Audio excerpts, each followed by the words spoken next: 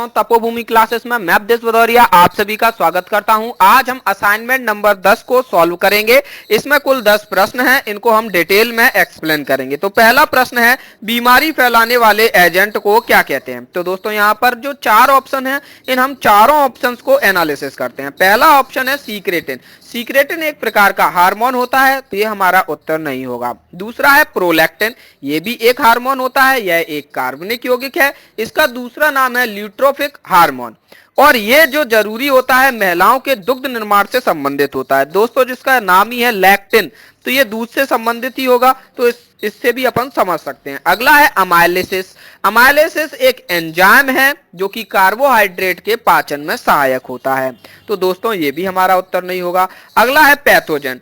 Pathogen वो bacterias होते हैं, वायरस होते हैं या सूक्ष्म जीव होते हैं जिनकी वजह से बीमारी होती है, बीमारी फैलती है। तो दोस्तों हमारा आंसर क्या हो जाएगा, पैथोजन, यानी कि रोगाणु। इनको हम रोगाणु भी कह सकते हैं, ये जीवाणु भी हो सकते हैं, विषाणु भी हो सकते हैं और अन्य सूक्ष्म जीव भी हो सकते हैं। अगला प्रश्न है, निम्नलिखित में से कौन सा एक ऑक्सीकरण विरोधी नहीं है। तो दोस्तों जो एस्कार्बिक एसिड है, विटामिन ई है और सेलेनियम, ये सभी ऑक्सीकरण विरोधी हैं। केवल टेट्रोफिन जो कि अल्फा अमीनो एसिड होता है और प्रोटीन के बायोसिंथेसिस में यूज होता है, ये टेट्रोफिन ही ऑक्सीकरण विरोधी नहीं है। तो दोस्तों हमारा आंसर हो जाएगा बी। अगला प्रश्न है तीसरा, निम्नलिखित में से किसी एक विधि के द्वारा दालों में विटामिन सी की मात्रा में वृद्धि की जा सकती है। तो दोस्तों ये पिछली बार के पेपर में ही पूछा गया था, वहां मैं इसको अच्छे से एक्सप्लेन कर चुका हूं, तो इसका आंसर होगा अंकुरण। अगला है चौथा, रक्त अल्पता। एनीमिया किसकी कमी के कारण होता है। दोस्तों एनीमिया काफी टाइप के होते हैं, 3 प्रकार के एनीमिया मुख्यतः से होते हैं। तो यहाँ पर जो ऑप्शन है बी, लोह, विटामिन बी12 और फॉलिक एसिड, इनकी कमी से अलग अलग प्रकार के अनीमिया होते हैं, तो हम वही अनीमिया रहता है। दोस्तों एक हम लेक्चर इस पे रखेंगे जिसमें कुल 7 बीमारियां रहेंगी, उन 7 बीमारियों से संबंधित किस प्रकार के प्रश्न पूछे जाते हैं ये उसमें बताया जाएगा। तो दोस्तों आप वो देखें। प्रश्न है पांचवा, अस्वरता एफोनिया किसकी कमी के कारण होता है। दोस्तों जैसा इसका नाम है, सबसे पहले हम समझ लें कि अस्वरता होता क्या है। अस्वरता यानी कि स्वर निकलना बंद हो जाता है, यानी कि बोलने में दिक्कत हो जाती है। एफोनिया इंग्लिश से भी देखें तो जो फोन रूट वर्ड है वो बोलने से संबंधित होता है। तो दोस्तों अस्वरता या एफोनिया का मतलब होता है बोलने में असमर्थता, और इसका जो कारण है वह होता है थायमीन। थायमीन की कमी के कारण एफोनिया रोग हो जाता है। अगला प्रश्न है, निम्नलिखित में से क्या एनीमिया का गैर पोषाहार कारण है। दोस्तों ये काफी महत्वपूर्ण प्रश्न है। देखिए सबसे पहले हम प्रश्न को समझें। प्रश्न में कहा क्या गया है, एनीमिया। एनीमिया आप सभी लोग जानते हैं, एनीमिया यानी रक्त की कमी, हीमोग्लोबिन की कमी। तो दोस्तों जो हीमोग्लोबिन की कमी है, रक्त की कमी है, वो कुछ पोषाहार तत्वों की कमी के कारण ही होती है। जैसा कि जनरली हम समझते हैं कि लोह तत्व की कमी हो गई, फॉलिक एसिड की कमी हो गई, विटामिन बी12 की कमी हो गई तो एनीमिया हो जाएगा, ऐसा हमने चौथे प्रश्न में समझा था। लेकिन दोस्तों कुछ ऐसे भी कारण होते हैं जो कि पोषाहार यानी कि अपने खान पान से संबंधित ना होकर कोई दूसरी चीजें रहती हैं, जैसे कि होता है थैलेसीमिया।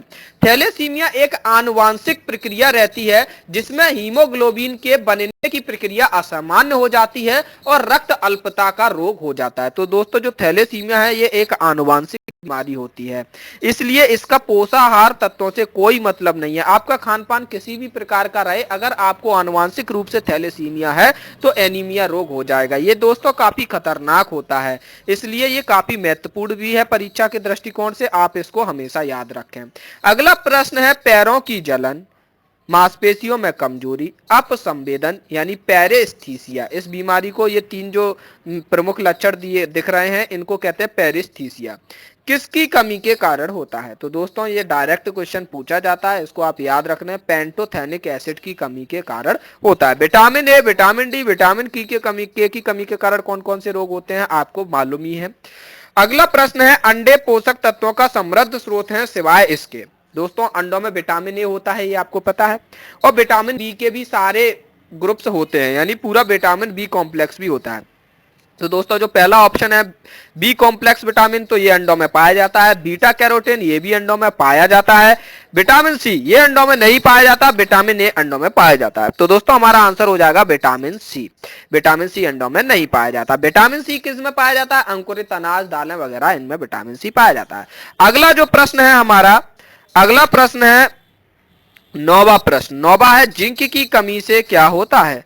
तो दोस्तों जो पहला आंसर है वही हमारा आंसर है, पहला ऑप्शन अल्प जनन ग्रंथियां, जिसको हाइपोगोंडिज्म भी बोलते हैं, यह जिंक की कमी के कारण होता है। अगला प्रश्न है NIDDCD का विस्तार क्या है? दोस्तों इसका हमको फुल फॉर्म बताना है। NIDDCD दोस्तों इसका जो फुल फॉर्म है वह है option C, national iodine deficiency disorder control programme. दोस्तों जो आयोडीन की डिफिशियंसी के कारण जो डिसऑर्डर हो जाते हैं, घेंगा रोग हो जाता है और भी काफी डिसऑर्डर हो जाते हैं, उनको कंट्रोल करने के लिए एक नेशनल लेवल का प्रोग्राम बनाया गया है जिसका नाम है NIDDCD।